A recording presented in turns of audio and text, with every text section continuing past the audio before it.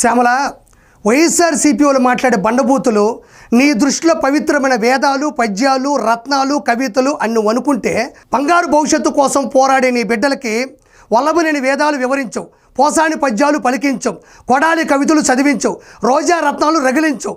ఒక కన్న తల్లిగా ఇంతకన్నా మంచి చదువు నీ బిడ్డలకు ఇవ్వగలవా? ఇంతకన్నా భవిష్యత్తుకు నువ్వు బాటగా నిలబడగలవా?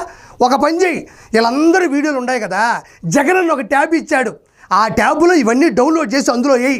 ఉదయాన్నే పిల్లకాయలకు స్నానం చేపించి ఆడ కూర్చోబెట్టి అదిగో రోజా అంటే మాట్లాడుతుంది, పలకం తీసుకో, అదిగో కొడాలి బాబాయ్ రాసుకో, అదిగో మావయ్య వల్లభనేని రాసుకో, అదిగో తాతయ్య పోసాను తాతయ్య రాసుకో. అది వద్దు తల్లి, అది గోరెంట్ల మాతో వచ్చాడు మధ్యలో, అది వద్దు, నేను ఒప్పుకోను, ట్యాబ్లో తీసేదాన్నే. ఇవన్నీ కానీ ట్యాబ్లో చూసుకుంటూ పలకం పెట్టుకొని గెలిచారనుకో, ఐఏఎస్లు, ఐపీఎస్లు, ఐఎఫ్ఎస్లు, ఐఆర్ఎస్లు ప్రపంచంలో ఉండేటువంటి అత్యున్నతమైనటువంటి స్థానానికి పిల్లకాయలు వెళ్ళిపోతారు.